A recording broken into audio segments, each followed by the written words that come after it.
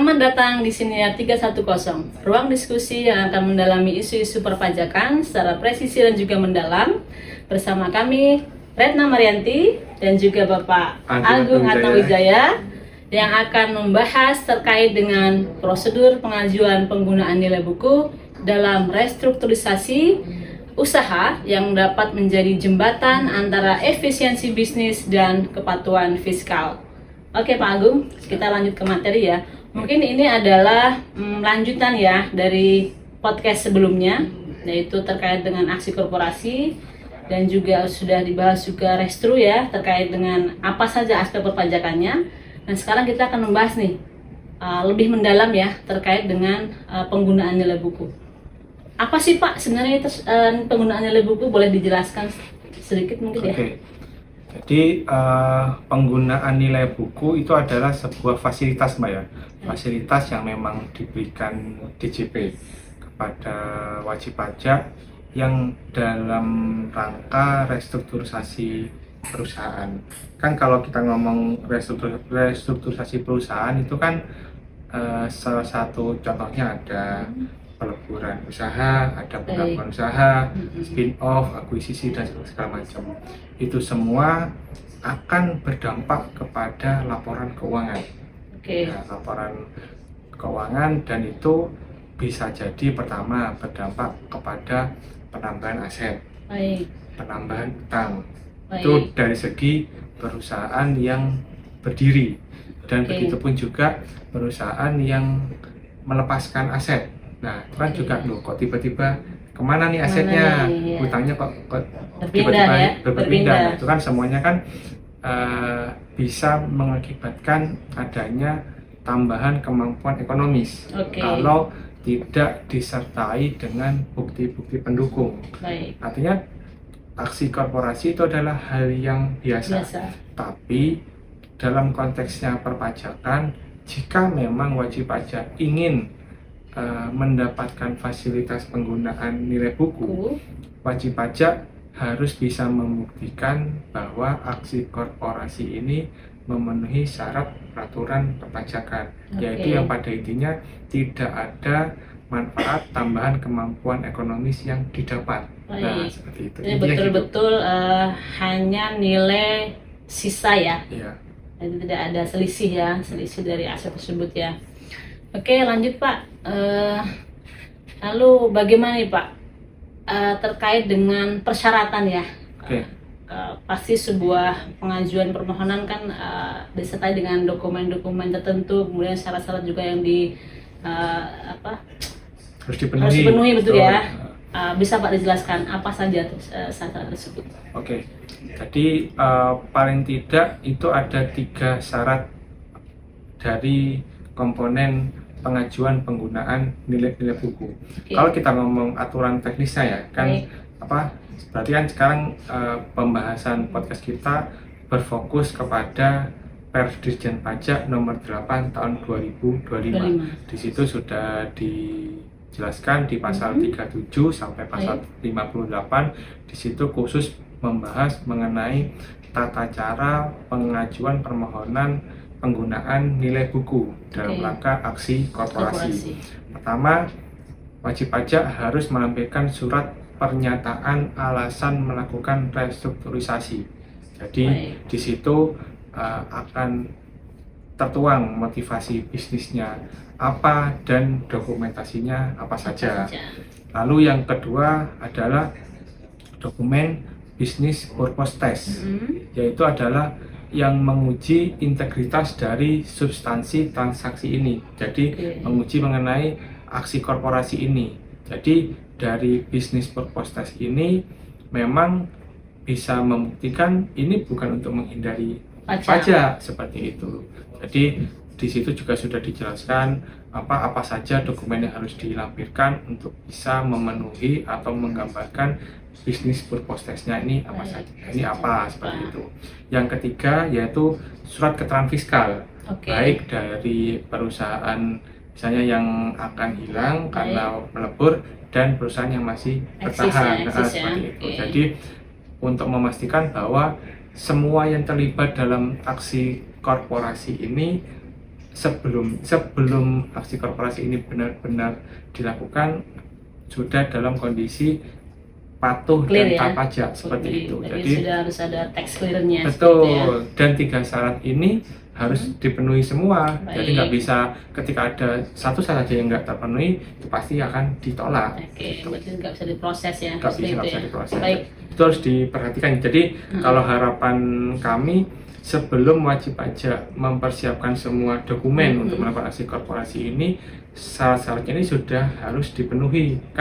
Kan malah menjadi sia-sia melakukan aksi korporasi ini dan memang sudah meniatkan untuk memanfaatkan fasilitas penggunaan nilai buku, tapi ternyata dokumennya belum lengkap. Bahkan itu ada batas waktunya kan ya, seperti itu. Baik. Lanjut ya Pak Agung ya, terkait dengan tadi istilah business purpose test ya. Ini mungkin sedikit menarik nih, sangat menarik juga nih. Bisa dijelaskan Pak, bagaimana nih konsep bekerja, konsepnya bekerja dan mengapa kok sangat penting seperti itu? Ya. Business purpose test ini sebenarnya kan dalam rangka bahwa DJP harus menciptakan keadilan ya. Jadi artinya aksi korporasi itu ya sah-sah aja dilakukan oleh semua perusahaan ya. Dan misalnya ada perusahaan yang memang dalam rangka pengalihan hak tanah dan bangunannya bersedia membayar PPh-nya, udah nggak apa-apa. Maksudnya ya balik nama itu bisa bisa dilakukan, berarti wajib pajak melaksanakan menganggap itu sebagai penghasilan, bayar PPh, balik nama selesai ya. Tapi kan ada juga perusahaan yang memang merasa ini nggak ada unsur tambahan penghasilannya kok, jadi memang dia menempuh untuk memanfaatkan fasilitas ini. Nah, untuk bisa memanfaatkan fasilitas, DJP harus bisa harus mempunyai dokumen atau harus bisa membuat sebuah keyakinan bahwa ini tidak ada tambahan kemampuan ekonomis bagi yang terlibat dalam aksi korporasi itu. Maka dari itu diperlukannya adalah business purpose test, yaitu dokumen-dokumennya harus mengarah ke sana. Pertama, dokumen itu harus menggambarkan alasan bisnis yang sah. Jadi memang nggak ada tambahan kemampuan ekonomis. Jadi jangan sampai itu malah menggambarkan adanya unsur atau niatan untuk menghindari pajak. Ya pasti akan ditolak kan, itu yang pertama. Lalu dokumen ini juga harus transparan, laporan keuangannya juga harus jelas, harus benar, dan juga ini juga harus masuk akal. Jadi semuanya juga harus dijelaskan, jumlah asetnya berapa, jumlah jatahnya berapa, ini nanti akan jadi bisnis yang seperti apa. Jadi ruginya pun berapa, itu juga harus clear and clear semua. Jadi harus tertuang dalam company profil ya, seperti itu ya. Iya, harus ada declare yang jelas, kemudian juga transparan ya di dalam sebuah company profile atau profil perusahaan ya Pak ya. Iya, ya maka dari itu kan harusnya hal-hal seperti ini sudah disiapkan sebelum dokumen pengesahan aksi korporasi itu benar-benar diproses atau benar-benar disahkan kan, seperti itu. Ada lagi Pak yang mau ditambahkan, mungkin ada? Ya karena memang kan ini ya kalau sudah aksi korporasi itu disahkan, itu kan batas waktu untuk pengajuannya kan 6 bulan ya. Nah, sebenarnya argumennya sudah jalan. Nah, jadi harusnya itu sudah disiapkan sebelum pengesahan dokumen itu, Mbak, gitu. Siap. Jadi ada waktu ya, waktu yang ditentukan oleh DJP untuk memproses ataupun meneliti tadi ya. Kira-kira dijelaskan lebih lanjut Pak, berapa tenggat waktu yang diperlukan DJP untuk proses tadi? Oke, jadi selama akta notaris mengenai pengesahan tanggal efektif aksi korporasi itu disahkan, argonya belum jalan Pak, sebenarnya. Jadi kalau di kita kan sering ya ada wajib pajak konsultasi gitu Pak, kami mau melakukan aksi korporasi ini, ya pasti kan yang kita tanya akta notarisnya sudah disahkan belum, karena itu kan perkapan ya. Karena itu argonya kan jalan tuh Mbak ya. Jadi kita mengantisipasi bahwa semua dokumen itu sudah disiapkan. Jadi jangan sampai argo jalan baru menyiapkan dokumen. Nah, pengajuan untuk mendapatkan nilai buku ini itu paling lambat 6 bulan sejak tanggal efektif yang itu tertuang dalam akta. Seperti itu. Nah, misalnya wajib pajak mengajukan hari ini. Hari ini bisa dipastikan masih dalam koridor 6 bulan sejak tanggal efektif. Kalau sudah melebihi itu pasti kita tolak. Jadi wajib pajak harus aware ya. Harus aware. Tanggal berapa nih? Maksimalnya. Maksimal tanggal mengajukan. Yang kita maksud di sini tanggal mulai efektif. Tadi disampaikan oleh Pak Agung tanggal akta ya. Ketika akta yang itu tertuang di akta. Ya, efektifnya tanggal berapa? Gitu. Jadi pastikan wajib pajak sudah betul-betul aware, kemudian juga menghitung tanggal efek tersebut mulai. Nah, pastikan tidak lewat dari 6 bulan. Betul. Harus sudah mengajukan pengajuan tadi ya. Betul. Kalau lewat itu pasti ditolak. Itu yang pertama. Lalu ketika dokumen itu sudah masuk, DJP pasti akan melakukan namanya verifikasi kelengkapan. Itu dikasih DJP diberikan waktu 15 hari. Belum 15 hari kerja ya. 15 hari kerja seperti itu. Untuk memang memastikan semua kelengkapannya sudah lengkap sudah sesuai. Lalu kalau memang belum lengkap bisa minta surat kelengkapan kepada wajib pajak dan wajib pajak mempunyai kesempatan untuk melengkapinya dalam tempo 15 hari juga. Seperti itu. Nah, ketika memang sudah lengkap, di situ DJP mempunyai jangka waktu 1 bulan, Mbak, untuk memproses dengan hasil keputusan disetujui atau tidak. Seperti itu. Jadi nanti 1 bulan itu argonya dimulai sejak dokumen dinyatakan lengkap. Gitu. Seperti itu Pak ya. Jadi kita harus menghitung nih, benar-benar menghitung 15 hari kerjanya kapan, kemudian juga permintaan kelengkapan 15 hari kerja lagi, kemudian juga 1 bulan ya, 1 bulan sejak diterima lengkap, DJP juga harus memberikan keputusan ya. Kira-kira Pak ya, ini adil nggak Pak? Ya. Buat wajib pajak gitu ya. Iya kan. Kan kita tahu nih proses mungkin ngurus SKF, ngurus yang tadi itu mungkin waktunya agak makan waktu juga gitu. Kira-kira menurut Bapak cukup belum waktu itu?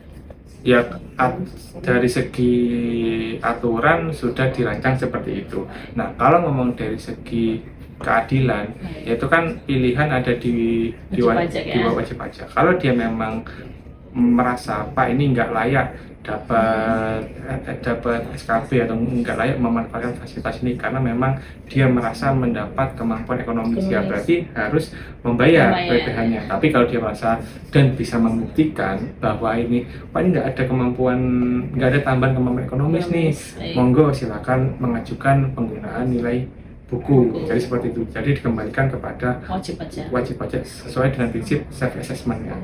Seperti itu. Dan ini kan sifatnya fasilitas ya Pak. Iya, fasilitas. Fasilitas itu kan bebas untuk digunakan atau tidak gitu ya.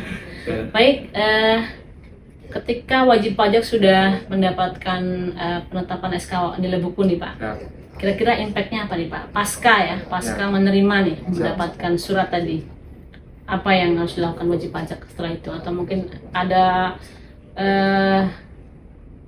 tindakan apa yang tidak boleh dilakukan ataupun harus dilakukan oleh wajib, follow up-nya apa seperti itu Pak ya? Ya kan namanya ini juga pengalihan hak atas tanah dan bangunan, dan sesuai tujuan awal kita di sini memang tidak ada unsur penghindaran pajak Mbak ya. Kan kalau kita ngomong resiko atau potensi sudah mendapatkan SK nilai buku, sudah dapat SKB, habis itu sudah dibalik nama, dijual. Jadi pertama sudah diatur di Per 8 ini bahwa itu ada periode atau mungkin bahasa umumnya adalah lock up period. Jadi aset itu tidak boleh dipindah tangankan lagi. Yaitu lock up periodnya atau waktu tunggunya itu 2 tahun. 2 tahun itu nggak boleh dipindah tangankan kecuali memang ada alasan-alasan yang bisa diterima dan itu disampaikan kepada DJP. Pertama, alasannya asetnya rusak atau Baik. memang nggak mempunyai nilai ekonomi lagi. Belum bermanfaat ya. Seperti itu. Lalu yang berikutnya optimalisasi lokasi dan fungsi. Oke. Dan yang berikutnya adalah pergantian teknologi. Tapi ini semuanya harus dilaporkan dulu dan harus mendapatkan persetujuan dari DJP. Ya. Kalau nggak mendapatkan persetujuan, ya nggak boleh dipindah tangankan seperti itu. Itu untuk memenuhi unsur keadilan seperti itu, Mbak. Itu yang memang harus benar-benar wajib pajak pikirkan, dan itu semua harusnya kan sudah dipikirkan sejak awal ya. Jadi oh ini nanti memang kan seperti ini, dan ini nanti pasti ada lockout periodnya, nggak boleh dipindah tangankan, harus benar-benar dioptimalkan sesuai tujuan restru itu tadi. Jadi itu semua harus benar-benar dipikirkan. Makanya kan banyak wajib pajak yang konsul kepada Kanwil kan seperti itu. Memang harus tugas kita sebagai Kanwil untuk menjelaskan bahwa jangka panjangnya seperti ini loh. Jadi jangan harus benar-benar dipenuhi. Coba. Seandainya nih Pak, ya, seandainya misalkan nih wajib pajak itu ya mungkin tanpa sadar tidak memenuhi tadi nih yang tadi tidak dipindah tangankan asetnya, mungkin secara tidak sadar ataupun hilaf gitu ya, tidak sesuai nih dengan tadi yang dilarang seperti ini seperti itu efeknya apa Pak?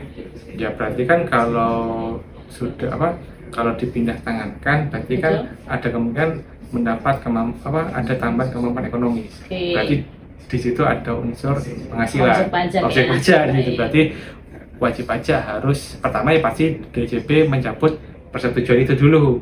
Dengan mencabut persetujuan berarti itu dianggap sebagai pengalihan hak atas tanah dan bangunan pada umumnya, sehingga dikenakan pajak dan wajib pajak harus membayar. Itu konsekuensinya ya.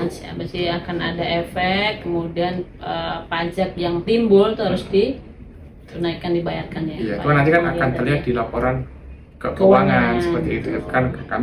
Kita pasti akan memeriksa kan apakah asetnya masih ada atau enggak seperti itu Pak.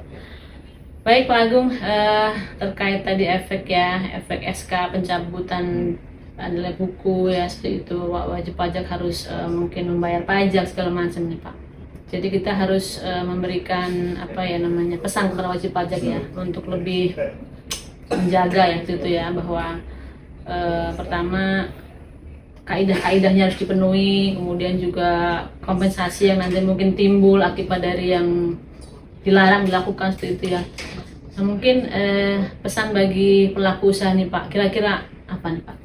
Pertama mulai dari tahap persiapan. Jadi benar-benar pahami dulu aturan ini, impactnya seperti apa. Seperti kalau memang benar-benar ingin memanfaatkan fasilitas penggunaan nilai buku, berarti dokumentasinya juga harus lengkap, benar, jujur, dan rapi. Itu harus benar-benar dipersiapkan. Ya ambil contohnya adalah sangat mungkin satu dokumen sertifikat terdiri dari beberapa SPPT, NOP ya. Dan juga sebaliknya satu NOP terdiri dari beberapa nomor sertifikat. Jadi pada saat pengajuan itu benar-benar harus diidentifikasi dan rapi supaya memudahkan dalam proses pengajuan itu. Karena kan kalau ngomong perusahaan besar kan asetnya kan nggak cuma 1-2, bisa jadi ratusan atau ribuan kan. Jadi identifikasi itu harus dilakukan sejak awal gitu. Itu sih Mbak, jadi benar-benar harus dilakukan. Dan kalau memang mau memanfaatkan fasilitas dan juga lock up period, jadi memang nggak boleh dipindahkan dalam 2 tahun itu. Jadi memang harus dilihat nih, ini asetnya memang benar-benar sesuai tujuan awal nggak, pasti dijaga, nggak akan dipindah tangankan nggak. Jadi itu benar-benar dipikirkan gitu. Oke Pak Agung, kawan pajak sekalian, mungkin ya kita bisa mengambil sari dari percakapan ini bahwa pertama ketika mengajukan tadi SK nilai buku harus disiapkan dokumen-dokumennya. Yang kedua ingat periodnya, jangan sampai lewat ya, 6 bulan dan kemudian 15 hari kerja, 1 bulan seperti itu ya, dan kemudian juga lock periodnya Ya. ya, untuk tadi tidak dipindah tangankan segala macam. Kemudian juga konsekuensinya ya, ketika memang kaidah-kaidahnya tidak dipenuhi ya, seperti itu. Mungkin untuk kali ini ya kita cukupkan ya Pak Agung ya.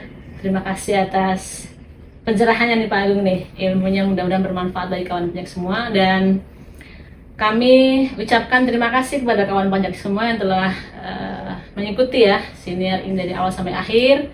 Semoga bermanfaat, mohon maaf atas segala kekurangan. Kita akan lanjut ke siniar berikutnya dengan tema yang lebih menarik dengan kami penyuluh Kanwil Wajib Pajak Besar. Sekian, wassalamualaikum warahmatullahi wabarakatuh. Pajak tumbuh, Indonesia tangguh.